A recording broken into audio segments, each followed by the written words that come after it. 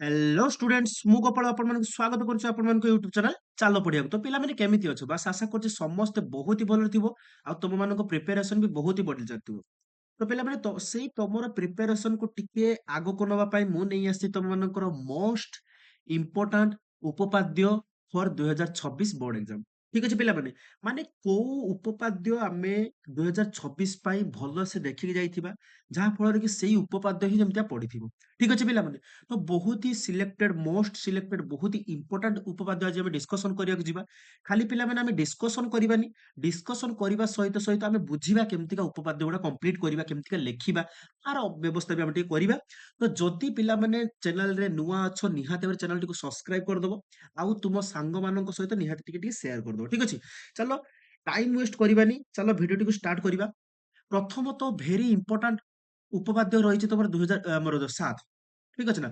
2026 मसियार बहुत इंपोर्टेंट उपपाद्य होछि 7 number उपपाद्य okay जेउ उपपाद्य गुडा मु कहिमि मात्र 4टा उपपाद्य मु कहिबि पिला माने जेउ उपपाद्य गुडा कहिबि सेटा टिके भल से पढि कि जाइथिबो से बहुत इंपोर्टेंट तम मानक पई ओके तो से कोन कहिला पिले ना एटा बहुत इंपोर्टेंट उपपाद्य उपपाद्य लेखिबार प्रणाली आगे जानिबा पिला माने उपपाद्य आमे लेखिबार प्रणाली आगे जानिबा तापर जानिबा कोन उपपाद्य कोन अछि ठीक अछि सा उपपाद्य लेखिला बेले प्रथमे आमे लेखिबा कोन आगे से क्वेश्चन दे देथिबो एइटा ठीक अछि ना एइटा से क्वेश्चन रे देथिबो कोन एग्जांपल नउछु उपपाद्य 7 रे वृत्तर केंद्र ठारू केंद्ररू एहार व्यास भिन्न एक ज्या जेटा कि ए बी कहिछि ठीक अछि ना व्यास भिन्न एक ज्या प्रति अंकित लंब उक्त ज्याକୁ समद्विखंड करे आगे भल से बुझिबा क्वेश्चन टाको बुझिलो तापर डायरेक्ट तमे क्वेश्चन आंसर पेपर केमते लिखिबो ना डायरेक्ट सामान्य कथन लिखि दबो कोन लिखिबो पिला माने सामान्य कथन माने कोन किछि पिला जानि छथि सामान्य कथन विषय आ किछि पिला जानि नथांती बिल्कुल भी एटा मन रखताओ सामान्य कथन रो कोनोसी मार्क नाही किंतु इंप्रेशन जाय सामान्य कथन टिके भलो इंप्रेशन टिके जाय तो जोउटा क्वेश्चन थिबो उपपाद्यर सेईटाକୁ तमे सामान्य कथन करिके सेईटाକୁ लेखिबाको पड़िबो जेमति का मु प्रथमे लेखिबि सामान्य कथन लेखिबि साको सामान्य कथन वृत्तर केंद्रରୁ ଏହାର ବ୍ୟାସ ଭିନ୍ନ ଏକ ଜ୍ୟା ପ୍ରତି ଅଙ୍କିତ ଲମ୍ବ ଉକ୍ତ ଜ୍ୟାକୁ ସମଦ୍ବିଖଣ୍ଡ କରେ ଏଇ ସାମାନ୍ୟ କଥନଟା ତମର ଆନ୍ସର ଭିତରେ ରହିବ ଠିକ ଅଛି ଚାଲ ପିଲାମାନେ କ୍ୱେଶ୍ଚନ ଟାକୁ ଭଲସେ ବୁଝିବା ତାପରେ ଦତ୍ତ ଲେଖିବା ପିଲାମାନେ ଇଏ ଦତ୍ତର ଅର୍ଥ ହଉଛି କଣ ଏଇ ଯୋଉ ବୃତ୍ତ ଦେଇଛି ବା ଏଇ ଯୋଉ ଉପପାଦ୍ୟ ଆମକୁ କହିଲା ସେ ଉପପାଦ୍ୟରୁ ଆମେ କଣ କଣ ପାଉଛେ ସେଇଟା ହଉଛି ଦତ୍ତ ଠିକ ଅଛି ନା ସେ କହିଲା ବୃତ୍ତର କେନ୍ଦ୍ରରୁ ମାନେ ଗୋଟେ ବୃତ୍ତ ଦେଇଛି ତ ସେଥିପାଇଁ ଗୋଟେ ଚିତ୍ର ଅଙ୍କନ କଲ ଗୋଟେ ବୃତ୍ତ ଅଙ୍କନ କଲ ସେଇ ବୃତ୍ତର ନାଁ ଦେଇଦେଲ ଏସ୍ ଦେଇଦେଲ ଠିକ ଅଛି ତାପରେ ଏହାର ଏକ ବ୍ୟାସ ଭିନ୍ନ ମାନେ ଗୋଟେ ବ୍ୟାସକୁ ଛାଡିକି ଆଉ ଗୋଟେ ଜ୍ୟା କଥା କହିଛି ସେ ମାନେ ଏ ବି ଗୋଟେ ଜ୍ୟା କଥା ସେ କହିଲା ଏ ବି ଗୋଟେ ଜ୍ୟା କଥା କହିଲା ମାନେ ଏ ବି ତାକୁ ନାମକରଣ ଦେଇଦେଲେ ଏ ଆଉ ବି ଗୋଟେ ଜ୍ୟା ବୋଲି ହଉ ଠିକ ଅଛି ତାପରେ ଲମ୍ବ କଥା କହିଛି ଜ୍ୟା ପ୍ରତି ଅଙ୍କିତ ଲମ୍ବ ଉକ୍ତ ଜ୍ୟାକୁ ସମଦ୍ବିଖଣ୍ଡ କର ଅଙ୍କିତ କାହା ପାଖରୁ ଲମ୍ବ ଅଙ୍କନ କରାଯିବ ନା ସାର୍ କେନ୍ଦ୍ର ବିନ୍ଦୁ ଠାରୁ ଲମ୍ବ ଅଙ୍କନ କରାଯିବ ତ ଲମ୍ବଟା ବି ଆମେ ନାମକରଣ କରିଦେଲେ ନା ଓଡି ବୋଲି ନାମକରଣ କରିଦେଲା ବା ସେଇଟାକୁ ଆମେ ଖାଲି ଲେଖିବା କଣ କଣ ପ୍ରଥମେ ଗୋଟେ ବୃତ୍ତ ଦେଇଦେଲା ଠିକ ଅଛି ତାପରେ ଗୋଟେ ବ୍ୟାସ ଦେଇଦେଲା ଠିକ ଅଛି ତାପରେ କେନ୍ଦ୍ରବିନ୍ଦୁ ଠାରୁ ଉକ୍ତ ଜ୍ୟା ପ୍ରତି ଅଙ୍କିତ ଲମ୍ବ କଥା ଦେଇଦେଲା କେନ୍ଦ୍ରବିନ୍ଦୁ ଠାରୁ ଉକ୍ତ ଜ୍ୟା ପ୍ରତି ଅଙ୍କିତ ଲମ୍ବ କଥା ଦେଇଦେଲା ଦେଖ ଆମର ଦତ୍ତରେ ସେଇଆ ଲେଖା ହେଇଛି ଏସ୍ ଏକ ବୃତ୍ତରେ ଏ ବି ବ୍ୟାସ ଭିନ୍ନ ଏକ ଜ୍ୟା ଠିକ ଅଛି ଯାହା ଦେଇଥିଲା ଆମେ ସେଇ ଲେଖିଲେ ବୃତ୍ତର କେନ୍ଦ୍ର ଏ ଠାରୁ ଏ ବି ପ୍ରତି ଅଙ୍କିତ ଲମ୍ବ ହଉଛି ଓଡି ବୃତ୍ତର ବିନ୍ଦୁ ବୃତ୍ତର ବ୍ୟାସ ଭିନ୍ନ ଜ୍ୟା ଏ ବି ଠାରୁ ଓ ବିନ୍ଦୁରୁ ଅଙ୍କିତ ଲମ୍ବ ହଉଛି ଓଡି ଏତିକି ଆମର ରହିବ କଣ ପିଲାମାନେ ନା ସାର୍ ଦତ୍ତ ଏତିକି ତୁମେ ପିଲାମାନେ ଦତ୍ତ ରଖି ସାରିଲା ପରେ ତାପରେ ଆସିବା ଆମେ କଣ କାହା ପାଖକୁ ନା ସାର୍ ପ୍ରାମାଣ୍ୟ ପାଖକୁ ପ୍ରାମାଣ୍ୟର ଅର୍ଥ ପିଲାମାନେ କଣ ନା କଣ ଆମକୁ ପ୍ରମାଣ କରିବାକୁ ପଡିବ ପ୍ରାମାଣ୍ୟର ଅର୍ଥ ହଉଛି କଣ ପିଲାମାନେ ନା ସାର୍ କଣ ଆମେ ପ୍ରମାଣ କରିବା କଣ ଆମେ ପ୍ରମାଣ କରିବା ସବୁବେଳେ ଯେ ଏଇ ପ୍ରାମାଣ୍ୟଟା କେମିତି ଖୋଜିବା ନା ଲାଷ୍ଟ ଟାକୁ ପଡିବା ଉକ୍ତ ଜ୍ୟାକୁ ସମଦ୍ବିଖଣ୍ଡ କରେ ମାନେ ଜ୍ୟାଟା ସମାନ ଦ୍ୱିଖଣ୍ଡ ହେଇଯାଉଛି ନା ପିଲାମାନେ ଜ୍ୟାଟା ସମାନ ଦ୍ୱିଖଣ୍ଡ ହେଇଯାଉଛି ଯଦି ମୁଁ ଏ ଆଉ ବି ଯଦି ଗୋଟେ ଜ୍ୟା କହିବି ମୁଁ ଏଇଟା ଜ୍ୟା ହେଇଛି ଏଇଟା ହଁ କି ନା ସମାନ ଦ୍ୱିଖଣ୍ଡ ହେଇଯାଉଛି ମାନେ ମୁଁ କହିପାରିବି ଏ ରୁ ଡି ଯେତିକି ସେଣ୍ଟିମିଟର ବା ଯେତିକି ଦୂରତା ଡି ରୁ ବି ମଧ୍ୟ ସେତିକି ଦୂରତା ତ ମୁଁ କହିଦେଇ ପାରିବି କଣ କଣ ପ୍ରମାଣ କରିବାକୁ ଯିବା ଆମେ ନା sir AD is equal to BD AD is equal to BD ସରିଗଲା ପ୍ରାମାଣ୍ୟ ତାପରେ ଅଙ୍କନ ଆସିବା ପିଲାମାନେ ସବୁ ଉପପାଦ୍ୟରେ ଅଙ୍କନଟା ମେଣ୍ଡେଟରୀ ନୁହଁ ଠିକ ଅଛି ତ ଅଙ୍କନ କିଛି କିଛି ଜାଗାରେ ଯୋଉ ଜାଗାରେ ଆମେ ଅଙ୍କନ କରିବାକୁ ପଡିବ ଆମେ ଅଙ୍କନ କରିବା ଆଉ ଯୋଉ ଯୋଉ ଜାଗାରେ ଅଙ୍କନ କରିବାକୁ ପଡିବନି ସେଠି ଆମେ ଅଙ୍କନ କିଛି କରିବା ଆବଶ୍ୟକ ନାହିଁ ତ ଏଠି ଅଙ୍କନ କରିବା କଣ ନା ସାର୍ ଆମର ଓ ରୁ ଏ କୁ ଗୋଟେ ଅଙ୍କନ କରିବା ଆଉ ଓ ବି କୁ ଅଙ୍କନ କରିବା ସେଇଟା ଲେଖା ହେଇଛି ଓ ଏ ଓ ବି କୁ ଅଙ୍କନ କର ଓ ଏ ଓ ବି କୁ ଅଙ୍କନ କର ତାପରେ ପ୍ରାମାଣ୍ୟ। ସରି ଦତ୍ତ ଗଲା। ପ୍ରଥମେ ହେଲା ସାମାନ୍ୟ କଥନ ଗଲା, ଦତ୍ତ ଗଲା, ପ୍ରାମାଣ୍ୟ ଗଲା, ଅଙ୍କନ ଗଲା। ତାପରେ ଆସିବା ଆମେ ପ୍ରମାଣ ପାଖକୁ। କାହାକୁ ଆସିବା? ପ୍ରମାଣ ପାଖକୁ। ଆମକୁ ପ୍ରମାଣ କରିବାକୁ ପଡିବ ନା AD is equal to BD। ପିଲାମାନେ ଟିକେ ଭିଡିଓଟା ଲମ୍ବା ହବ। ମୁଁ ସିଲେକ୍ଟେଡ ଉପପାଦ୍ୟ ନେଇକି ଆସିଛି। ଭିଡିଓଟା ଲମ୍ବା ହବ। କିଛି ଆବଶ୍ୟକ ନାହିଁ ତମର ଟେନସନ ନେବାର କିଛି ଆବଶ୍ୟକ ନାହିଁ। ଭିଡିଓଟି ବାସ୍ କମ୍ପ୍ଲିଟଲି ଦେଖ। ଯଦି ତମେ ଟୋଟାଲି ଉପପାଦ୍ୟ ମାନେ କଣ ବି ଜାଣିନଥିବ ତ ଆରାମସେ ବୁଝିପାରିବ। ଠିକ ଅଛି। ଏବେ ଆମେ ଯିବା ଆମେ ପ୍ରମାଣ ପାଖକୁ। କଣ ପାଖକୁ ଯିବା ପିଲେ? ପ୍ରମାଣ ପାଖକୁ। ପ୍ରମାଣର ଅର୍ଥ ହଉଛି କଣ? ନା ପ୍ରାମାଣ୍ୟରେ ଆମେ ଯୋଉଟା ଲେଖିଛେ, ଯୋଉ ଷ୍ଟେଟମେଣ୍ଟଟା ଆମେ ପ୍ରାମାଣ୍ୟରେ ଲେଖିଛେ, କୋଉଟା ଲେଖିଛେ? ଏଇଟା ଲେଖିଛେ ପ୍ରାମାଣ୍ୟର। ଏଇ ଷ୍ଟେଟମେଣ୍ଟଟାକୁ ଆମେ ପ୍ରୁଭ କରିବା। ଏଇ ଷ୍ଟେଟମେଣ୍ଟଟାକୁ ଆମେ ପ୍ରମାଣ କରିବା। କୋଉଠି? ନା ପ୍ରମାଣରେ। କୋଉଠି? ନା ପ୍ରମାଣରେ। ପ୍ରମାଣରେ ସିମ୍ପଲ ପିଲାମାନେ, ମୁଁ ଯେତେଟା ସିଲେକ୍ସନ ବି ନେଇଛି ତମମାନଙ୍କ ପାଇଁ, ଉପପାଦ୍ୟରୁ ସିଲେକ୍ସନ ଦେଇଛି ତମକୁ, ସେଟା ବିଲକୁଲ ଗୋଟିଏ କନସେପ୍ଟରେ ନବ। ଆମେ ତ୍ରିଭୁଜର ସର୍ବସମତା କରିବା। ତ୍ରିଭୁଜ ଦୁଇଟିକୁ ସର୍ବସମତା କରିକି ଆମେ ଇକ୍ୱେସନକୁ ମାନେ ଆମର ପ୍ରାମାଣ୍ୟକୁ ପ୍ରମାଣ କରିବା। ଓକେ। ପିଲାମାନେ ସେ କଣ କହିଛି? ନା ଓ ଏ ଡି ତ୍ରିଭୁଜ। ପିଲାମାନେ ଟିକେ ତମକୁ କଲର ଚେଞ୍ଜ କରିଦେଲେ ତମେ ଭଲସେ ବୁଝିପାରିବ। ଓ ଏ ଡି ତ୍ରିଭୁଜ ଏଇଟା। ଓ ଏ ଡି ତ୍ରିଭୁଜ। ଓ ଏ ଡି ତ୍ରିଭୁଜ। ଆଉ ଗୋଟେ ତ୍ରିଭୁଜ କଣ?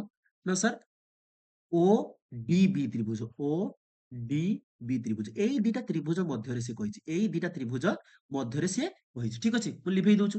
ଠିକ ଅଛି। ଏଇ ଦିଟା ତ୍ରିଭୁଜର ମଧ୍ୟରେ କହିଛି ମାନେ କଣ? ଓ ଏ ଡି ତ୍ରିଭୁଜ ଏବଂ ଓ ଏ ବି ତ୍ରିଭୁଜ। ମାନେ ଏଇ ତ୍ରିଭୁଜ ଆଉ ଏଇ ତ୍ରିଭୁଜ ଦିଟା ମଧ୍ୟରେ କଣ କଣ ହବ? ଆମେ ପିଲାମାନେ ଜାଣିଛେ ଦିଟା ତ୍ରିଭୁଜକୁ ସର୍ବସମ କହିବା କେତେବେଳେ? ଯେତେବେଳେ ଯଦି ଦିଟା ତ୍ରିଭୁଜ ସକୋବା, ବାକୋବା, କବାକ, ବାକୋବା, ଏଇ ତ୍ରିଭୁଜ ସର୍ବସମତା କିଛିଟା ସର୍ତ୍ତ ଅଛି ଆମ ପାଖରେ। ସେଇ ତ୍ରିଭୁଜ ସର୍ତ୍ତ ଅନୁଯାୟୀ ଯଦି ତ୍ରିଭୁଜ ଦ୍ୱୟ ସର୍ବସମ ହୁଅନ୍ତି, ତେବେ ଆମର ତ୍ରିଭୁଜ ଦ୍ୱୟ ଯଦି ପାଳନ କରନ୍ତି ବା ମାନନ୍ତି ସେଇ ନିୟମଟାକୁ, ତେବେ ଆମେ କହିଦେଇ ପାରିବା ନା ଦିଟା ତ୍ରିଭୁଜ ସର୍ବସମ ବୋଲି। ଆଉ ଦିଟା ତ୍ରିଭୁଜ ସର୍ବସମ ହେଇଗଲେ କଣ ହବ? ନା ତାର ଅନୁରୂପ ବାହୁ ଆଉ କୋଣ ମଧ୍ୟ ସେ ସମାନ ହେଇଯିବ। ମାନେ ୟାର ବାହୁ ଯୋଉଟା ତାର ଅନୁରୂପ ବାହୁ ସହିତ ସମାନ ହବ। ୟାର କୋଣ ତାର ଅନୁରୂପ କୋଣ ସହିତ ସମାନ ହବ। ଯେମିତିକା ଏଇଟାର ଏଇ ଅନୁରୂପ କୋଣ ଏଇ ଅନୁରୂପ କୋଣ ସହିତ ସମାନ ହବ। ଏଇ ଅନୁରୂପ କୋଣ ଏଇ ଅନୁରୂପ କୋଣ ସହିତ ସମାନ ହବ। ଏଇ ବାହୁ ସହିତ ସମାନ ହବ। ତ ପିଲାମାନେ ବୁଝିଗଲା। ତ ଆମେ କଣ କରିଛେ ନା ତ୍ରିଭୁଜ OAD ଆଉ ତ୍ରିଭୁଜ OBD ମଧ୍ୟରେ ନବା। ପ୍ରଥମ ଦେଖ କହିଛି ସିଏ OA ଇକ୍ୱାଲ ଟୁ BO ବା OA ଇକ୍ୱାଲ ଟୁ OB। ତ ପିଲାମାନେ OA ମାନେ କୋଉଟା? ଏଇଟା ନା। OA equal to OB। ତମେ ସମାନ କାହିଁକି କହିବା? ନା କାରଣ ଦେଖ ଆମେ ଜାଣିଛେ ଗୋଟିଏ ବୃତ୍ତର ଯେତେଟା ବି ଅସଂଖ୍ୟ ବ୍ୟାସାର୍ଦ୍ଧ ଅଛି, ଆଉ ପ୍ରତ୍ୟେକ ବ୍ୟାସାର୍ଦ୍ଧର ଦୈର୍ଘ୍ୟ ସମାନ। ସେଥିପାଇଁ ତାର କନସେପ୍ଟ ବି ଏଇଟା ପିଲାମାନେ ବାର ବାର ଲେଖିବ। ତମେ ସମାନ ମନ ଇଚ୍ଛା ଲେଖିବନି। ଏଠି ସାଇଡରେ ଲେଖିବ ରିଜନ ଲେଖିବ ନା ଏକ ବୃତ୍ତର ବ୍ୟାସାର୍ଦ୍ଧ ବୋଲି ଆମେ ତାକୁ ସମାନ କଲେ। ଅର୍ଥାତ OA is equal two OB। OA is equal two OB। ଆଚ୍ଛା, ସେକେଣ୍ଡରେ ଆସିଲା କଣ? ସାର୍ OD ଟା ହଉଛି ସାଧାରଣ ବାହୁ। OD ଟା ହଉଛି ସାଧାରଣ ବାହୁ। ମାନେ ଏଇ ଯୋଉ ବାହୁଟା ଅଛି ଏଇଟା, ଏଇ ଯୋଉ ମଝିରେ ରହିଲା ଏଇ ବାହୁଟା, ଏଇ ବାହୁଟା ଏଇ ତ୍ରିଭୁଜରେ ବି ଅଛି ଆଉ ଏଇ ତ୍ରିଭୁଜରେ ବି ଅଛି। ଅର୍ଥାତ ଏ ଓ ଡି ତ୍ରିଭୁଜରେ ବି ଏଇ ବାହୁଟା ଅଛି ଆଉ ବି ଓ ଡି ତ୍ରିଭୁଜରେ ମଧ୍ୟ ଏଇ ବାହୁଟା ଅଛି। ତ ମୁଁ କହିଲି OD ଟା କହୁଛି ସାଧାରଣ ବାହୁ। ୟାର ବାହୁ ବି ଅଛି, ତାର ବାହୁ ବି ଅଛି। ତାପରେ ସେ କଣ କଲା? ଯେହେତୁ ସେ କହିଛି ଲମ୍ବ ଅଙ୍କନ କରାହେଇଛି, ଯେହେତୁ ସେ କଣ କହିଛି ପିଲେ? ଲମ୍ବ ଅଙ୍କନ କରାହେଇଛି, ତେବେ ଆମେ କୋଣ ଗୁଡାକ ବି କହିପାରିବା। କୋଣ ଦିଟା ସମାନ କହିଦେଇ ପାରିବା। ହଁ କି ନା? କୋଉ କୋଣ? ନା ସାର୍ ODB କୋଣ ଆଉ କୋଉ କୋଣ? ନା ADO କୋଣ। କୋଉ ଦିଟା କୋଣ ସମାନ କହିପାରିବା ପିଲାମାନେ? ନା ସାର୍ ODB କୋଣ ଆଉ ODA କୋଣ। ତ ଏଇ ଅନୁସାରେ ପ୍ରତ୍ୟେକ ଏକ ସମକୋଣ ବୋଲି ଆମେ କଣ କରିଦେଲେ? ଆମର ପ୍ରମାଣ କରିଦେଲେ। ତ ପିଲାମାନେ ଦିଟା ତ୍ରିଭୁଜର ତିନିଟା ସର୍ତ୍ତ ଆସିଗଲା। ଗୋଟେ ହଉଛି ବାହୁ, ଆଉ ଗୋଟେ ହେଲା ବାହୁ, ଆଉ ଗୋଟେ ହେଲା ମାନେ କୋ ବା। ଏଇଠି କୋଉଟା କହିଲେ ଦେଖିବା ପିଲାମାନେ? କୋଟା ହଉଛି ଏଇଟା। କୋ ହଉଛି କର୍ଣ୍ଣ। ଏଇଠି କୋଣ ନୁହଁ। କରେ ଓ କାର ନୁହେଁ। ଦେଖ କର୍ଣ୍ଣ, ସମକୋଣ, କର୍ଣ୍ଣ, ବାହୁ। ତ ଶୋକ ବା ସର୍ବସମତା ଅନୁଯାୟୀ ଦିଟା ତ୍ରିଭୁଜ ସର୍ବସମ ହେଇଗଲେ। ଏଠି ଲେଖିଦେଲେ ତମେ ଆରାମସେ ଦିଟା ତ୍ରିଭୁଜ ଆମର କୋଣ ଏଇଟା ତ୍ରିଭୁଜ OAD ସର୍ବସମ ତ୍ରିଭୁଜ OBD। କୋଉ ଅନୁସାରେ? ନା ଏମିତି ବ୍ରେକେଟ ଦେଇକି ଲେଖିଦବ ଶୋକ ବା ଅର୍ଥାତ ସମକୋଣ, କର୍ଣ୍ଣ, ବାହୁ ଅନୁସାରେ ଦିଟା ତ୍ରିଭୁଜ ସର୍ବସମ ହେଇଗଲେ। ମୁଁ କହିଥିଲି ଯଦି ଦିଟା ତ୍ରିଭୁଜ ସର୍ବସମ ହେଇଯିବ, ତାର ଅନୁରୂପ ବାହୁ ଆଉ ଅନୁରୂପ କୋଣ ଗୁଡା ମଧ୍ୟ ସମାନ ହେଇଯିବ। ଅର୍ଥାତ କଣ ହେଇଯିବ? ନା AD BD ସହିତ ସମାନ ହେଇଯିବ। AD BD ସହିତ ସମାନ ହେଇଯିବ। ଏଇ ଦିଟା ତ୍ରିଭୁଜ ସର୍ବସମ ନା? ଟିକେ ପିଲାମାନେ ରହିଯାଅ। ବାସ୍। ତ ଦେଖ ପିଲାମାନେ, ନା କଣ? ତ ଏଇଟା AD is equal two BD। ମାନେ କଣ? ଏଇ ତ୍ରିଭୁଜର ଏଇ ବାହୁର ଅନୁରୂପ ବାହୁଟା ଏଇ ବାହୁଟା। ହଁ କି ନା? ତ AD is equal two BD, ଯେଟା କି ଆମକୁ ପ୍ରମାଣ କରିବାକୁ କହିଥିଲା କୋଉଠି? ନା ପ୍ରାମାଣ୍ୟରେ ଆମକୁ ପ୍ରମାଣ କରିବାକୁ କହିଥିଲା ଏବଂ ଆମେ ପ୍ରମାଣ କରିଦେଲେ। ଲାଷ୍ଟ ଲେଖିଦବ ପ୍ରମାଣିତ। ତମର 5 ରୁ 5 ମାର୍କ ଥୁଆ। ପିଲାମାନେ ତମେ ଜାଣିଥିବ ଉପପାଦ୍ୟର 5 ରୁ 5 ମାର୍କ ନିହାତି ପଡିବ। ଗୋଟେ ଉପପାଦ୍ୟ ପ୍ରତ୍ୟେକ ଥର ସେଟା ପଡିବ ହିଁ ପଡିବ। ତ ସେଥିପାଇଁ ଉପପାଦ୍ୟଟାକୁ ଭଲସେ ଟିକେ ଦେଖିକି ଯାଅ। ଯେତିକ ମୁଁ ଉପପାଦ୍ୟ କହୁଛି ସେ ଉପପାଦ୍ୟ ଗୁଡାକୁ ଟିକେ ଭଲସେ ଟାଇମ ଦେଇକି ଭଲସେ ବୁଝିକି ଯାଅ, ଭଲସେ ଲେଖିକି ଯାଅ, ଠିକ ଅଛି ନା? ତାପରେ ନେକ୍ସଟ ଉପପାଦ୍ୟ ପିଲାମାନେ, ନେକ୍ସଟ ଇମ୍ପୋର୍ଟାଣ୍ଟ ଉପପାଦ୍ୟ, ଉପପାଦ୍ୟ ନମ୍ବର 8। ଆଉ ବେଶୀ ମୁଁ ବୁଝେଇବିନି କାରଣ ମୁଁ ତମକୁ କନସେପ୍ଟ ବୁଝେଇଦେଲି, କେମିତି ଲେଖା ହବ ଶିଖେଇଦେଲି। ଏବେ ଖାଲି ବୁଝେଇ ଯିବି। ଓକେ। ତାପରେ ପିଲାମାନେ ତମ ପାଖରେ ଅଛି ସ୍କ୍ରିନରେ ଅଛି କଣ ଉପପାଦ୍ୟ 8। କଣ କହିଛି?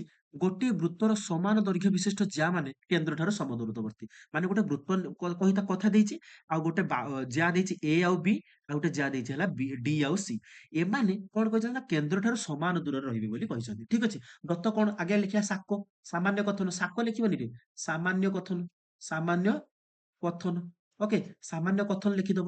ସାମାନ୍ୟ କଥନ ଲେଖି ସାରିଲା ପରେ ତମେ ଆସିବ ଦତ୍ତ ପାଖକୁ। ସାମାନ୍ୟ କଥନ କଣ ଲେଖିବା ସାର୍? ନା ସାର୍ ସବୁ ପ୍ରଶ୍ନଟା ଲେଖିଦବା ଡାଇରେକ୍ଟ। ହେଲା, ସାମାନ୍ୟ କଥନ ଲେଖି ସାରିଲା ପରେ ଆସିବା ଆମେ ଦତ୍ତ ପାଖକୁ। ଦତ୍ତ କଣ ଲେଖିବା? ଲେଖିଦବ, ମୁଁ କହୁ ଶୁଣ। କଣ ଲେଖିବ? ଏସ୍ ଏକ ଏସ୍ ବୃତ୍ତରେ ଏ ବି ସି ଡି ଦୁଇଟି ଜ୍ୟା ବା ଦୁଇଟି ସର୍ବସମ ଜ୍ୟା ବୋଲି ବି ଲେଖିପାରିବ। ଏସ୍ ବୃତ୍ତରେ ଏ ବି ସି ଡି ଦୁଇଟି ସର୍ବସମ ଜ୍ୟା ଏବଂ ଏ ବି ଇକ୍ୱାଲ ଟୁ ସି ଡି। ପୂର୍ଣ୍ଣଚ୍ଛେଦ ଦେଇଦେଲ। ତାପରେ ଓ ବୃତ୍ତର କେନ୍ଦ୍ର ଓଇ, ଓ ବୃତ୍ତର କେନ୍ଦ୍ର ମାନେ ଦୂରତା, ମାନେ ଏଠି 90 ଡିଗ୍ରୀ ଅଙ୍କନ କରାଯିବ ନା, ଦୂରତା ମାନେ ଏଠି 90 ଡିଗ୍ରୀ ଅଙ୍କନ କରାଯିବ। ମାନେ ଓ ବିନ୍ଦୁରୁ ଓଇ ଆଉ ଓ ବିନ୍ଦୁରୁ ଓ ଏଫ୍ କଣ କରାହେଇଛି? ଏ ବି ଆଉ ସି ଡି ପ୍ରତି ଲମ୍ବ ଅଙ୍କନ କରାଯାଇଛି। ଏ ବି ଓ ସି ଡି ପ୍ରତି ଲମ୍ବ ଅଙ୍କନ କରାଯାଇଛି। ହେଇଗଲା ଆମର ଦତ୍ତ। ତାପରେ ଆସିବା ଆମେ ପ୍ରାମାଣ୍ୟ ପାଖକୁ। ପିଲାମାନେ କାହା ପାଖକୁ ଆସିବା? ପ୍ରାମାଣ୍ୟ ପାଖକୁ। ପ୍ରାମାଣ୍ୟରେ କଣ କହିଛି? ଓଇ ଇକ୍ୱାଲ ଟୁ ଓ ଏଫ୍, ମାନେ ଓଇ ଟିକେ ଲିଭେଇ ଦେଲେ ହବ ଭଲ। ମାନେ କଣ କହିଛି? OE ଇକ୍ୱାଲ ଟୁ OF, ଅର୍ଥାତ୍ ଦେଖ ପିଲେ କଣ କହିছে ନା ଏଇ ବାହୁଟା ଯେତିକ ଏଇ ବାହୁଟା ସେତିକ। ମାନେ କଣ? ଦିଟା ଜ୍ୟା କେନ୍ଦ୍ର ଠାରୁ ସମଦୂରବର୍ତ୍ତୀ ହବା ଦରକାର। ମାନେ ଏଉଠୁ ଏତିକ ଯେତେ ଦୂରରେ ଅଛି, ଏଉଠୁ ଏତିକ ମଧ୍ୟ ସେତିକ ଦୂରରେ ରହିବ। ଏଉଠୁ ଏତିକ ମଧ୍ୟ ସେତିକ ଦୂରରେ ରହିବ, ସେଇଟା ସେ କହିଛି। ଓକେ। ତ ସେଇଟାକୁ ଆମେ ପ୍ରମାଣ ପ୍ରାମାଣ୍ୟରେ କଣ ଲେଖିବା? ଦତ୍ତ ପରେ ସବୁବେଳେ ମନେ ରଖିବ ପ୍ରାମାଣ୍ୟ। ଦତ୍ତ ପରେ କଣ ରଖିବ? ସବୁବେଳେ ମନେ ରଖିବ ପ୍ରାମାଣ୍ୟ। ପ୍ରାମାଣ୍ୟ କଣ କହିଲା? ନା sir OE is equal two OF। ତାପରେ ଅଙ୍କନ ପାଖକୁ ଯିବା ପିଲାମାନେ। ମୁଁ କହିଥିଲି ଯେତେଟା ମୁଁ ତମକୁ ସିଲେକ୍ଟେଡ ଉପପାଦ୍ୟ ଦଉଛି ସବୁଗୁଡା ତ୍ରିଭୁଜର ସର୍ବସମତା ଉପରେ ନିର୍ଭର କରୁଛି। ତ୍ରିଭୁଜ ଅଙ୍କନ କରିବା କେମିତି କେମିତିକା? ନା BO, B ଆଉ O ଆଉ CO କୁ ଅଙ୍କନ କରିବା। CO, BO ଆଉ CO କୁ ଆମେ ଅଙ୍କନ କରିଦେଲେ ଦେଖ ଦିଟା ତ୍ରିଭୁଜ ପାଇଯିବା ପିଲାମାନେ। ଦିଟା ତ୍ରିଭୁଜ ପାଇଯିବା। ଗୋଟେ ହଉଛି BOE ତ୍ରିଭୁଜ, ଆଉ ଗୋଟେ ହଉଛି FOC ତ୍ରିଭୁଜ। ଦିଟା ତ୍ରିଭୁଜ ପାଇଗଲେ। ଗୋଟେ ହେଲା BOE ତ୍ରିଭୁଜ, ଆଉ ଗୋଟେ ହେଲା CFO ତ୍ରିଭୁଜ। ଦିଟା ତ୍ରିଭୁଜ ପାଇଗଲେ। ତାପରେ ଆମେ ଆସିବା କଣ? ପ୍ରାମାଣ୍ୟ ପାଖକୁ। ପ୍ରାମାଣ୍ୟ ଡାଇରେକ୍ଟ ଲେଖିବ ତମେ ପିଲାମାନେ। ଏଗୁଡା କିଛି ଦରକାର ନାହିଁ। ଏଗୁଡା ଯୋଉ ଏତିକି ଲେଖା ହେଇଛି ଏଗୁଡା କିଛି ଆବଶ୍ୟକ ନାହିଁ। ଏତେ କଥା ଲେଖିବା କିଛି ଦରକାର ନାହିଁ। ମୁଁ କହୁ ଶୁଣ କେମିତି ଲେଖିବ। ଡାଇରେକ୍ଟ ଲେଖିଦବ ତ୍ରିଭୁଜ BEO ଓ ତ୍ରିଭୁଜ COF ମଧ୍ୟରେ, ଯେମିତିକା ଏଇଠି ଲେଖା ହେଇଥିଲା ଦେଖ ଏଇଭଳିଆ ଏଇଭଳିଆ ଏଇଭଳିଆ ଲେଖିଦବ। ଏଇଭଳିଆ ଲେଖିଦବ ହେଲା।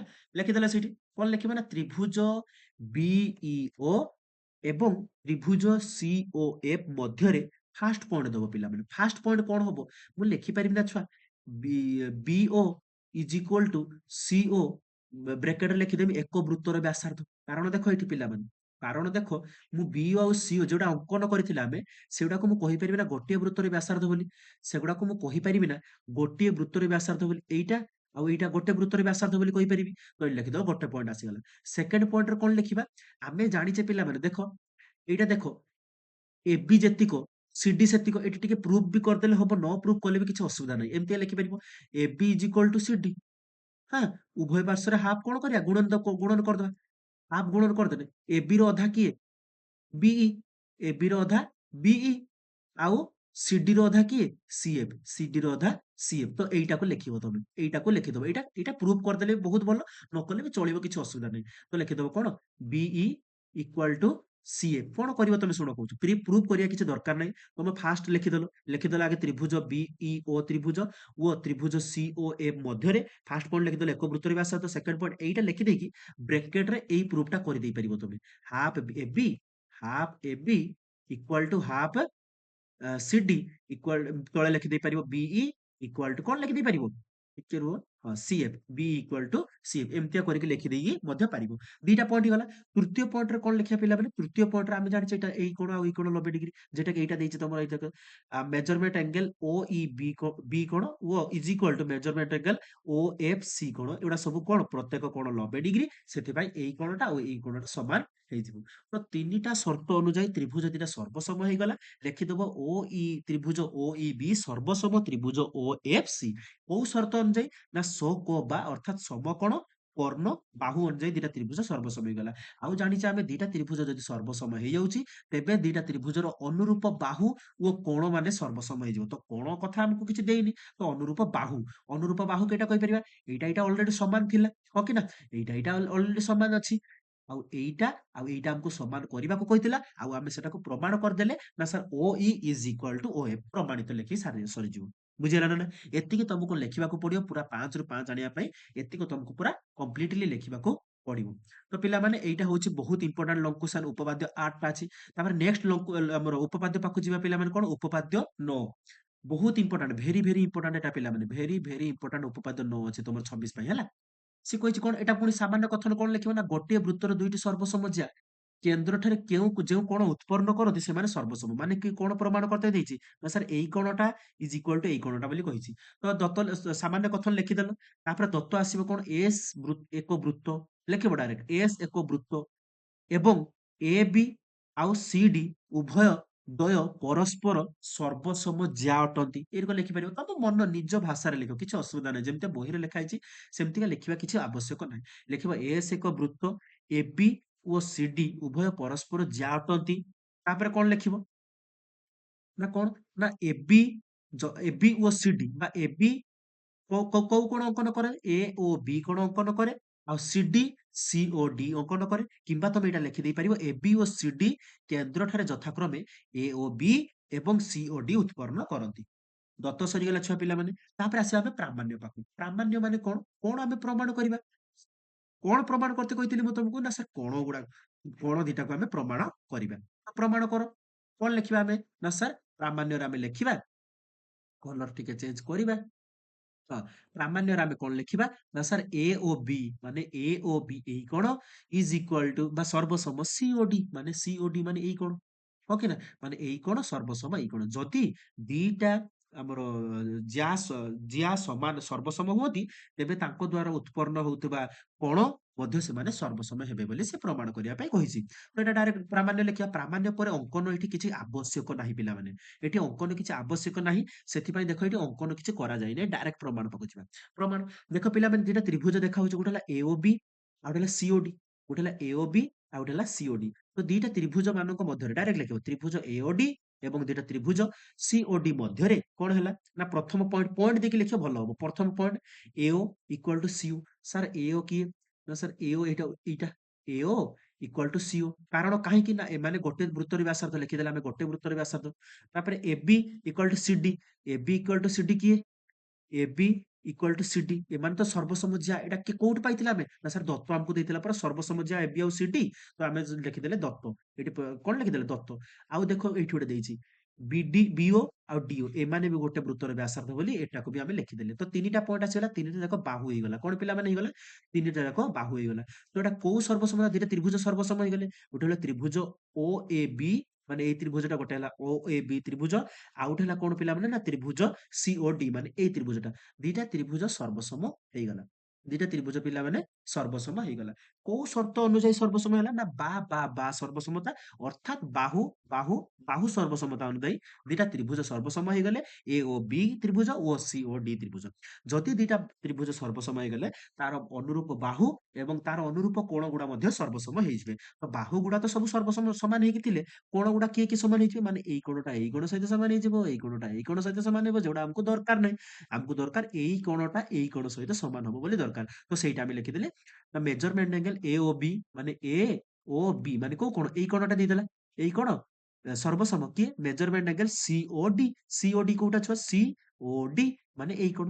ଓକେ ନା? ଏଇ କୋଣ ଦିଟା ସମାନ ହେଇଗଲା। ତ ଏଇଟା ଆମେ ଲେଖିଦେଲେ, ତାପରେ ଲେଖିଦବା ପ୍ରୁଫ, ପ୍ରମାଣିତ। ଓକେ ନା? ପ୍ରୁଫ ଲେଖିଦବ, ପ୍ରମାଣିତ ହେଇଗଲା। ତ ଏତିକି ଜିନିଷ କରିବାକୁ ତମକୁ ପଡିବ। ଭଲ ଆଶା କରୁଛି ପିଲାମାନେ ଭଲସେ ବୁଝିପାରୁଥିବ। 10 ନମ୍ବର ଉପପାଦ୍ୟ କରିବା ପୂର୍ବରୁ ତମମାନଙ୍କ ପାଇଁ ଗୋଟେ ଇନଫର୍ମେସନ ରହିଛି କଣ ନା ପିଲାମାନେ ଯଦି ଏଇ ଭଳିଆ ସିଲେକ୍ଟେଡ କ୍ୱେଶ୍ଚନ ପାଇବାକୁ ଚାହୁଁଛ ମୋଷ୍ଟ ଇମ୍ପୋର୍ଟାଣ୍ଟ ମୁଁ ବହୁତ ଜଲ୍ଦି କ୍ଲାସ ନେଇକି ଆସିବା ପାଇଁ ଚାହିଁଛି ତମର ମ୍ୟାଥମେଟିକ୍ସ ରେ କେମିତି ତମେ 50 ରୁ 40 ପ୍ଲସ ମାର୍କ ରଖିପାରିବ। ମୁଁ ତମକୁ ବହୁତ ବଢିଆ ସିଲେକ୍ଟେଡ କ୍ୱେଶ୍ଚନ ସବୁ ନେଇକି ଆସୁଛି କେଉଠୁ କେତେ ମାର୍କ ଆସେ ଇକ୍ୱେସନରୁ ବା କୋଉ କୋଉ ବିଷୟ ଗୁଡା ପଢିଲେ ଆମର ଅଧିକରୁ ଅଧିକ ମାର୍କ ଆମେ ସ୍କୋର କରିପାରିବା ସେ ବିଷୟରେ ବି ମୁଁ ବହୁତ ଜଲ୍ଦି କ୍ଲାସ ନେଇକି ଆସିବାକୁ ଯାଉଛି। କିଛି ଟେନସନ ନେବା ଦରକାର ନାହିଁ। ମୁଁ ବହୁତ ଜଲ୍ଦି କ୍ଲାସ ନେଇକି ଆସିବାକୁ ଯାଉଛି। ଠିକ ଅଛି। ଯଦି ପିଲାମାନେ ଏଇ ଭଳିଆ ସିଲେକ୍ଟେଡ କ୍ୱେଶ୍ଚନ ବହୁତ କିଛି କ୍ୱେଶ୍ଚନ ମୁଁ ତମକୁ ଦେଇପାରିବିନି ପ୍ରତ୍ୟେକ ଭିଡିଓ କରିପାରୁନି ସେଥିପାଇଁ ଯଦି ତମର ଯଦି ଇମ୍ପୋର୍ଟାଣ୍ଟ ଯଦି କ୍ୱେଶ୍ଚନ ଦରକାର ଅଛି ତ ନିହାତି ଭାବରେ ଏଇ ନମ୍ବର 7205892090 ଏଇ ନମ୍ବରରେ ମତେ ମେସେଜ ହ୍ୱାଟ୍ସଅପ୍ କିମ୍ବା ମେସେଜ କରିବ କଲ୍ ମଲ୍ କରିବନି ହ୍ୱାଟ୍ସଅପ୍ କିମ୍ବା ମେସେଜ କରିଦବ ମତେ ଖାଲି ଲେଖିଦବ ତମ ନେମ୍ ଲେଖିଦବ ଆଉ ତମ କ୍ଲାସ ଲେଖିଦବ ମୁଁ ତମକୁ ଗୋଟେ ଗ୍ରୁପରେ ଜଏନ କରିଦେବି ପିଲାମାନେ। ଠିକ ଅଛି ପିଲାମାନେ ଗ୍ରୁପରେ ଜଏନ କରିଦେବି ସେଇ ଗ୍ରୁପରେ କଣ ହଉଛି ନା ଅଲ ଓଡିଶା ବହୁତ ପିଲା ଜଏନ ଅଛନ୍ତି ସେଇଠି ମୁଁ ତମକୁ ପ୍ରୋଭାଇଡ କରେ ପ୍ରତ୍ୟେକ ସବ ଟପିକ ର MCQ long question important long question ଆଉ କ୍ଲାସ ପିଡିଏଫ ନୋଟ୍ସ ବି ମଧ୍ୟ ପ୍ରୋଭାଇଡ କରେ। ଧରାଯାଉ ସବୁ ବିଷୟରେ ଆମେ ନୋଟ୍ସ ପରୀକ୍ଷା ପୂର୍ବରୁ କୋଉ କୋଉ ନୋଟ୍ସ ତମେ ପଢିକି ଯିବ ସେଇ ନୋଟ୍ସ ଗୁଡା ମୁଁ ପ୍ରୋଭାଇଡ କରିଦିଏ ମାନେ ଧରାଯାଉ କାଲି ପରୀକ୍ଷା ଅଛି ତ ଏଇ ଆଜି ଏଇ ନୋଟ୍ସ ଗୁଡା ଆମେ ପଢିକି ଯିବା ତ ସେଇ ନୋଟ୍ସ ଗୁଡା ମୁଁ ପଢେଇ ଦେଇ ମାନେ ଦେଇଦିଏ। ଠିକ ଅଛି ନା ପ୍ରତ୍ୟେକ ଜିନିଷରେ ଆମେ କ୍ଲାସ ତ କରିପାରିବାନି ନା ତ ସେଇ ହିସାବରେ ନିହାତି ଭାବରେ ଚ୍ୟାନେଲଟିକୁ ସବସ୍କ୍ରାଇବ କରିଦବ ଆଉ ମତେ ଏଇ ନମ୍ବରରେ ମତେ ମେସେଜ କରିଦବ ମୁଁ ତମକୁ ପଠେଇଦେବି ଗ୍ରୁପରେ ଜଏନ କରିଦେବି ଆଉ ତମକୁ ପର୍ସନାଲି ବି ମଧ୍ୟ ପଠେଇଦେବି। ଠିକ ଅଛି ତ ପିଲାମାନେ ଦେଖ ଆସିଗଲା କ୍ୱେଶ୍ଚନ ଆସିଗଲା ପିଲାମାନେ କଣ ଅଛି ଲାଷ୍ଟ ଏଟା ହେଲା ଲାଷ୍ଟ ତମର ହେଲା ମାତ୍ର 4ଟା ଉପପାଦ୍ୟ ତମକୁ ଦେଇଛି ପିଲାମାନେ 4ଟାରୁ ଗୋଟିଏ ସିଓର ସର୍ଟ ପଡିଥିବ ଦେଖିବ 4ଟାରୁ ଗୋଟିଏ ଉପପାଦ୍ୟ ସିଓର ସର୍ଟ ପଡିଥିବ ଉପପାଦ୍ୟ ନମ୍ବର କେତେ 7, 8, 9, 10 ଏଇ 4ଟା ଉପପାଦ୍ୟ ଭିତରୁ ଗୋଟେ ଉପପାଦ୍ୟ ତମେ ପରୀକ୍ଷାରେ 2026 ଉପପାଦ୍ୟ ପରୀକ୍ଷାରେ ତମେ ନିହାତି ପାଇଥିବ। ଠିକ ଅଛି ଆଉ ଦିଟା ମୁଁ ତମକୁ ଏକ୍ସଟ୍ରା ବୋନସ ଦେବି ମୁଁ କହିବି ତାପରେ ହେଲା କହିବି ତମେ ଏଇଟା କରିସାର। ସେ କହିଛି ଗୋଟିଏ ବୃତ୍ତରେ ଦୁଇଟି ସର୍ବସମ ଚାପ ସହ ସମ୍ପୃକ୍ତ ଜ୍ୟାଦୟ ସର୍ବସମ ସେ କହିଲା କହିଲା ଗୋଟିଏ ବୃତ୍ତରେ ଦୁଇଟି ସର୍ବସମ ଚାପ ସହ ସମ୍ପୃକ୍ତ ଜ୍ୟାଦୟ ସର୍ବସମ। ସେ କହିଛି ଗୋଟିଏ ବୃତ୍ତରେ ସର୍ବସମ ଚାପ କୋଉଟା ମନେକର ଗୋଟେ ଚାପ ନେଇଯିବି ଏ ଏକ୍ସ ବି ଚାପ ଆଉ ଗୋଟେ ଚାପ ନେଇଯିବି ଡି ୱାଇ ସି ଚାପ। ସେ କହିଲା ଏଇ ଦିଟା ଚାପ ଦ୍ଵାରା ଯୋଉ ଜିଆ ଗୁଡା ବାହାରୁଛନ୍ତି ଯୋଉ ଜିଆ ଗୁଡା ଗୋଟେ ହେଲା ଏ ବି ଜିଆ ବାହାରିଲା ଆଉ ଗୋଟେ ହେଲା ସି ଡି ଜିଆ ବାହାରିଲା ତ ଏଇ ଜିଆ ଦ୍ୱୟ ସର୍ବସମ ହେଇଯିବେ। ଯଦି ଚାପ ଦିଟା ସର୍ବସମ ହେଇଛନ୍ତି ତେବେ ଜିଆ ଗୁଡା ମଧ୍ୟ ସର୍ବସମ ହେଇଯିବେ ବୋଲି ସେ ପ୍ରମାଣ କରିବା ପାଇଁ କହିଛି। ପିଲାମାନେ ଏଟା ଟିକେ ଲେନ୍ଦି ପ୍ରୋସେସ ହବ ଦେଖାଯାଉଛି ତମକୁ ଲେନ୍ଦି ପ୍ରୋସେସ ଭଳିଆ କିନ୍ତୁ ଏଟା ଲେନ୍ଦି ପ୍ରୋସେସ ନୁହଁ କଣ କରିବା ଶୁଣ ଆଗେ ସାମାନ୍ୟ କଥନ ଲେଖିଦେଲ ତାପରେ ଦତ୍ତ ଲେଖିଦବ ସାର୍ କଣ ନା ଏବିସି ବୃତ୍ତରେ ଓ କେନ୍ଦ୍ର A X B C Y D ଦୁଇଟି ସର୍ବସମ କ୍ଷୁଦ୍ର ଚାପ এবି ଓ ସିଡି ଚାପ ଦ୍ୱୟର ସମ୍ପୃକ୍ତ ଜିଆ ମାନେ ଏବିଟା ଏ ଏକ୍ସ ବି ର ଚାପ ର ସମ୍ପୃକ୍ତ ଜିଆ ଆଉ ସିଡି ଟା ଏ ଡି ୱାଇ ସି ଚାପର ସମ୍ପୃକ୍ତ ଜିଆ। ତାପରେ ଏଇଗୁଡା କିଛି ଲେଖିବା କିଛି ଦରକାର ନାହିଁ ପିଲାମାନେ ଏଇ ଯୋଉ ଲେଖା ହେଇଛି ଟିକେ ରହିଯାଉ ତମକୁ ମୁଁ କରିଦଉଛି ଏଗୁଡା ଏଇଗୁଡା ଯୋଉ ପିଲାମାନେ ଲେଖା ହେଇଛି ଏଗୁଡା କିଛି ଲେଖିବା ଦରକାର ନାହିଁ ତମକୁ ମୁଁ ଯେତିକି କହୁଛି ସେତିକି ଲେଖିବ ଠିକ ଅଛି। ତ ଏଇ ଯୋଉ ଯଦିଠୁ ଆରମ୍ଭ କରିକି ଲେଖା ହେଇଛି ଏଗୁଡା କିଛି ଲେଖିବା ଦରକାର ନାହିଁ। ତାପରେ ଆମେ ପ୍ରାମାଣ୍ୟ ପାଖକୁ ଯିବା ପିଲାମାନେ ପ୍ରାମାଣ୍ୟରେ କଣ କହିଲା ନା ସାର୍ ଏ ବି ସର୍ବସମ ସିଡି ଆମେ ଏବେ ଜଷ୍ଟ କହିଲେ ନା ଏ ଯୋଉ ଆମର ଯାଦୟ ସର୍ବସମ ହେବେ ବୋଲି ତ ଏ ବି ସର୍ବସମ ସିଡି ବୋଲି ଆମକୁ ପ୍ରମାଣ କରିବା ପାଇଁ କହିଛି ତ ପ୍ରାମାଣ୍ୟ ଲେଖିଦେଲେ ଏଠି କିଛି ଅଙ୍କନ କରିବା କି ହଁ ଅଙ୍କନ ଏଠି କରିବାକୁ ପଡିବ କଣ ଅଙ୍କନ କରିବା ନା ଏଓ ବିଓ ସିଓ ଡିଓ ମାନେ ତ୍ରିଭୁଜ ଗୋଟେ ତ୍ରିଭୁଜ ଆମେ କହୁଥିଲେ ନା ତ୍ରିଭୁଜ ଅଙ୍କନ କରିବା ପାଇଁ ଏ ଅଙ୍କନ କଲେ ବିଓ ଅଙ୍କନ କଲେ ଆଉ ସିଓ ଅଙ୍କନ କଲେ ଆଉ ଡି ଅଙ୍କନ କଲେ 4ଟା ଭାବେ ଅଙ୍କନ କରିକି ଦିଟା ତ୍ରିଭୁଜ ଆମେ ତିଆରି କରିଦେଲେ। ପିଲାମାନେ ଆସିଗଲା ନା ଏବେ ତମେ ଜାଣିପାରୁଛ ନା କେମିତିଆ କରିବା ହଁ ତ ଦିଟା ତ୍ରିଭୁଜ ହେଇଗଲା ମାନେ ଗୋଟେ ତ୍ରିଭୁଜ ଦିଟା ତ୍ରିଭୁଜ ଲେଖିଦବା ତ୍ରିଭୁଜ ଏ ଓ ବି ଓ ତ୍ରିଭୁଜ ସି ଓ ଡି ମଧ୍ୟରେ ସି ଓ ଡି ମଧ୍ୟରେ ପ୍ରଥମ ପଏଣ୍ଟ କଣ ନା ସାର୍ ଏ ଓ ସି ଓ ବି ଓ ଡି ଓ ମାନେ ଏଓଟା ସିଓ ସହିତ ସମାନ ନା ଏଓଟା କାହା ସହିତ ସମାନ ପିଲାମାନେ ଏଓଟା ସିଓ ସହିତ ସମାନ ଆଉ ବିଓଟା ଡିଓ ସହିତ ସମାନ କାହିଁକି ସମାନ କାରଣ ଏମାନେ ଏକ ବୃତ୍ତରେ ବ୍ୟାସାର୍ଦ୍ଧ କାରଣ ଏକ ବୃତ୍ତର ସେମାନେ ବ୍ୟାସାର୍ଦ୍ଧ।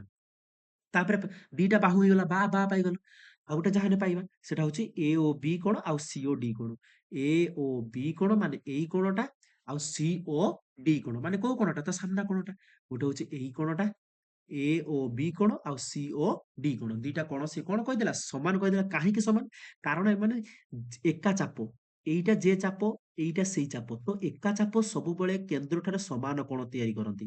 ସବୁବେଳେ ମନେ ରଖିଥାଅ। ଏକା ମାନେ ଦୈର୍ଘ୍ୟର ଚାପ ସବୁବେଳେ କେନ୍ଦ୍ରଠାରେ ସମାନ କୋଣ ତିଆରି କରନ୍ତି। ତ ସେଥିପାଇଁ ଏ ଓ ବି କୋଣ is equal to C O D କୋଣ ସହିତ ସମାନ ହେଇଯିବ। ଓକେ ପିଲାମାନେ? ଏ ଓ ବି କୋଣ ସବୁବେଳେ କାଣ ନା ସି ଓ ଡି ସହିତ ସମାନ ହେଇଯିବ। ଟିକେ ଲିଭେଇଦବା ପିଲେ। ହଁ, ସମାନ ହେଇଗଲା। ତ ଏବେ ମତେ କୁହ ଦେଖ, ସେ କହିଛି ସମାନ ହେଇଗଲା। ତ ବା କୋ। ତ ବା କୋ ବା ସର୍ବସମତା। ତେବେ ଲେଖିଦେବା ତ୍ରିଭୁଜ ଓ ଏ ବି ସର୍ବସମ ତ୍ରିଭୁଜ ସି ଓ ଡି। କାହିଁକି? ନା ସାର୍ ବା କୋ ବା ସର୍ବସମତା ଅନୁଯାୟୀ ବା ବାହୁ କୋଣ ବାହୁ ସର୍ବସମତା ଅନୁଯାୟୀ। ଯଦି ଦିଟା ତ୍ରିଭୁଜ ସର୍ବସମ ହେଇଗଲେ ତେବେ ତାର ଅନୁରୂପ ବାହୁ ମଧ୍ୟ ଅନୁରୂପ ବାହୁ ବା ଅନୁରୂପ କୋଣ ମଧ୍ୟ ସମାନ ହେଇଯିବ। ବାହୁଟାକୁ ଆମକୁ ଦେଇଛି। ତ ଏ ବି ଇକ୍ୱାଲ୍ ଟୁ ସି ଡି। ଆଉ ଏ ବି ଇକ୍ୱାଲ୍ ଟୁ ସି ଡି ମାନେ ଏ ବି ସର୍ବସମ ସି ଡି ବି ହେଇଯିବ। ତ ଏ ବି ଆଉ ସି ଡି ସମାନ ହେଇଗଲେ। ମାନେ ଏଇ ଦିଟା ଜ୍ୟା ମଧ୍ୟ ସମାନ ହେଇଗଲେ। ତ ପିଲାମାନେ ଏଇଟାକୁ ନେଇକି ଆମେ ପ୍ରମାଣିତ କରିଦେଲେ। ଟୋଟାଲି ଆମେ ପିଲାମାନେ କେତେଟା ମୁଁ ତମମାନଙ୍କ ପାଇଁ ନେଇକି ଆସିଥିଲି ଉପପାଦ୍ୟ? ନା ସାର୍ 7 ଉପପାଦ୍ୟ 8, 9, 10। ବାର କହୁଛି ପିଲାମାନେ ବହୁତ ଇମ୍ପୋର୍ଟାଣ୍ଟ ପିଲାମାନେ ଏଇ ଆମର ଉପପାଦ୍ୟ ଗୁଡା। ଆଉ ଆମେ ଜାଣିଛେ ଉପପାଦ୍ୟରୁ ଗୋଟେ ମାର୍କ ତ ନିହାତି ଆସିବ ହିଁ ଆସିବ। ତ ସେଥିପାଇଁ ଆଉ ଦୁଇଟା ଉପପାଦ୍ୟ ମୁଁ ବୋନସ ଦଉଛି, ଏଇଟା ପଢିପାରେ। ଗୋଟେ ହଉଛି ଉପପାଦ୍ୟ 1, ଟିକେ କଲର ଚେଞ୍ଜ କରିଦବା। ଏଇ ଉପପାଦ୍ୟ ଗୁଡା ଟିକେ ଦେଖିକି ଯାଇଥିବ, ଖାଲି ଉପରିଆ ଟିକେ ଦେଖି ଯାଇଥିବ। ଏଇଟା କିନ୍ତୁ ଭଲସେ ଯେତିକି 4ଟା ଉପପାଦ୍ୟ ଭଲସେ ଦେଖିକି ଯିବ। କିନ୍ତୁ ଏଇ ଉପପାଦ୍ୟ 1, ଉପପାଦ୍ୟ 3 ଆଉ ଉପପାଦ୍ୟ 14, ଏଇ 4ଟା ଉପପାଦ୍ୟ, ଏଇ 3ଟା ଉପପାଦ୍ୟ ଖାଲି ଉପରୁ ଟିକେ ଦେଖିକି ଯାଇଥିବ। ବାଇ ଚାନ୍ସ ଯଦି ଏମିତିଆ ଭୁଲରେ ପଡିଗଲା ତ ଏଗୁଡା ଆରାମସେ ତମେ ଲେଖିପାରିବ। ଠିକ ଅଛି ନା ନାଇଁ? ଏଗୁଡା ଟିକେ ବୋନସ, ଟିକେ ଇମ୍ପୋର୍ଟାଣ୍ଟ ସ୍ମଲ ଇମ୍ପୋର୍ଟାଣ୍ଟ, ବେଶୀ ଇମ୍ପୋର୍ଟାଣ୍ଟ ନୁହେଁ। ଯୋଉ ଇମ୍ପୋର୍ଟାଣ୍ଟ ଲୋକେସନ ମୁଁ ମାନେ ଉପପାଦ୍ୟ ଗୁଡା କହିଥିଲି 4ଟା ଉପପାଦ୍ୟ, ସେଗୁଡା ଭଲସେ ଦେଖିବ। ଆଉ ଏଇ 3ଟା ଉପପାଦ୍ୟ ଖାଲି ଟିକେ ଆଖି ଦେଖିକି ଯାଇଥିବ, ଖାଲି କେମିତି ହବ ଜାଣିକି ଯାଇଥିବା ଦରକାର, ଆଉ କିଛି ଅସୁବିଧା ନାହିଁ। ତ ଏତିକି ଉପପାଦ୍ୟ ଯଦି ତମେ କରିଦଉଛ, ନିହାତି ଭାବରେ ତମର 2026 ର ମେଥରେ ଉପପାଦ୍ୟ ତମକୁ ଟେନସନ କରିବ ନାହିଁ। ମୁଁ ତମକୁ ଭଲସେ ବୁଝେଇଦେଲି, ପୁରା 4ଟା ଉପପାଦ୍ୟ ଭଲସେ ବୁଝେଇଦେଲି। ଯଦି କିଛି ପ୍ରୋବ୍ଲେମ ହବ ମତେ ନିହାତି ଭାବରେ ମୁଁ ନମ୍ବର ଦେଇଦେଇଛି, ପର୍ସନାଲି ମତେ ମେସେଜ କରିକି ଜଣେଇ ପାରିବ। ତ ପିଲାମାନେ ଆଜି ପାଇଁ ଏତିକ। ଆଶା କରୁଛି ତମମାନଙ୍କୁ ଭିଡିଓଟି ଭଲ ଲାଗିଥିବ, କାହିଁକି ନା ତମମାନେ ବହୁତ ହି ମେସେଜ କଲ ସାର୍ ମେଥରେ ଆମକୁ ଉପପାଦ୍ୟର କ୍ୱେଶ୍ଚନ ଦରକାର, ଆମେ ଉପପାଦ୍ୟ କରିପାରୁନେ। ତ ସେଇଥିପାଇଁ ମୁଁ ଏଇ ଭିଡିଓ ଟିକେ ଆଣିଲି ତୁମମାନଙ୍କ ପାଇଁ। ନିହାତି ଭାବରେ ଚ୍ୟାନେଲଟିକୁ ସବସ୍କ୍ରାଇବ କରିଦବ, ଆଉ ତମ ଭଲ ପାଇବା ଦବ ସବସ୍କ୍ରାଇବ କରିକି, ଆଉ ତମ ସାଙ୍ଗମାନଙ୍କ ସହିତ ନିହାତି ଭାବରେ ସେୟାର କରିଦବ। ବାସ୍ ଆଜି ପାଇଁ ଏତିକ। ଦେଖା ହବ ନେକ୍ସଟ କ୍ଲାସରେ ଆଉ ଗୋଟେ ନୂଆ ଇଣ୍ଟରେଷ୍ଟିଂ ଭିଡିଓ ନେଇକି, ଆଉ ଗୋଟେ ନୂଆ ସିଲେକ୍ଟେଡ ବା ସିଲେକ୍ସନ ବାଲା ଭିଡିଓ ନେଇକି, ବା ସିଲେକ୍ସନ କ୍ୱେଶ୍ଚନ ବାଲା ଭିଡିଓ ନେଇକି, ମେଥ ରିଲେଟେଡ ମୁଁ ନେଇକି ଆସୁଛି ବହୁତ ଜଲ୍ଦି। ଆଜି ପାଇଁ ଏତିକ। ଦେଖା ହବ ନେକ୍ସଟ କ୍ଲାସରେ। ଜୟ ଜଗନ୍ନାଥ, ଜୟ ହିନ୍ଦ, ଜୟ ଭାରତ।